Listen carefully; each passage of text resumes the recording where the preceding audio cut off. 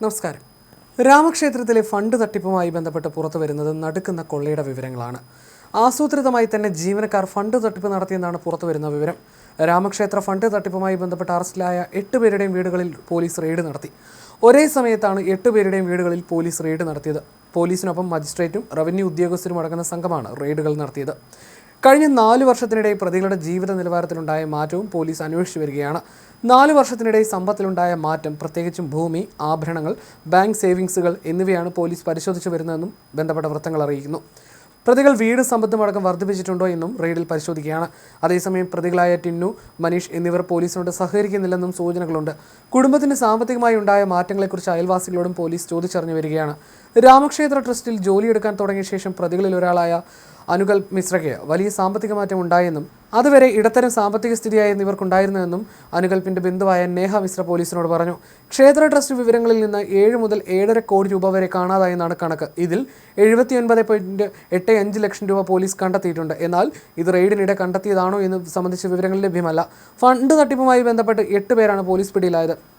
Avinash Shukla, അനുകൽപ് Mishra, Lavkush Mishra, Manish Kumar Yadav, Karunesh Pandey, രമാശങ്കർ Mishra, Subhash Srivastava, Ramshankar Yadav എന്നിവർക്കെതിരെയാണ് case. ഇവർ പണം തട്ടുന്നത് CCTVയിൽ പതിയുകയും അതിൻ്റെ ദൃശ്യങ്ങൾ അന്വേഷണ ഉദ്യോഗസ്ഥർക്ക് ലഭിക്കുകയും ചെയ്തിരുന്നു.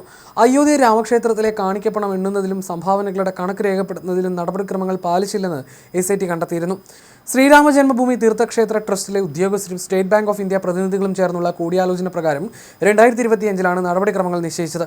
സംഭാവന എണ്ണലിൽ അസ്വാഭാവികതകൾ ഉണ്ടെന്ന സംശയത്തെ തുടർന്നായിരുന്നു ഇങ്ങനെയൊരു തീരുമാനം. അവ പാലിച്ചിട്ടില്ലെന്നാണ് SIT കണ്ടെത്തിയത്. പ്രാഥമിക അന്വേഷണ റിപ്പോർട്ടിലെ പ്രധാന കണ്ടെത്തലുകൾ ഈ പറയുന്നവയാണ്. Shriram Janmabhoomi Teerthkshetra trust general secretary Champat റായിയുടെ മുൻ ഡ്രൈവർ ടിനു യാദവ് എന്ന രാമശങ്കർ യാദവാണ് ഒട്ടേറെ ഭണ്ഡാരങ്ങളുടെ താക്കോലുകൾ സൂക്ഷിച്ചിരുന്നത്. ഇത് ചട്ടലംഘനമാണ്. നടപടിക്രമങ്ങൾ പാലിക്കപ്പെടാത്തതിനാൽ ടിനു വെട്ടിപ്പ് നടത്തി. എന്നാൽ ഇതിന്റെ കൃത്യമായ രീതി SITക്ക് കണ്ടെത്താനായിട്ടില്ല. ടിനു യാദവ് തന്റെ ബന്ധുവായ മനീഷ് കുമാർ യാദവിനെ സംഭാവന എണ്ണൽ വിഭാഗത്തിൽ നിയമിച്ചു.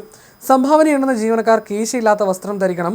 എണ്ണൽ മുറിയിലേക്ക് ഇവർ കയറുമ്പോഴും ഇറങ്ങുമ്പോഴും സുരക്ഷാ ചുമതലയുള്ള സൈനിക് സേവക് സർവീസസ് എന്ന ഏജൻസിയുടെ കാവൽക്കാരൻ ഇവരുടെ ദേഹപരിശോധന നടത്തണം എന്നീ ചട്ടങ്ങളും പാലിച്ചില്ല.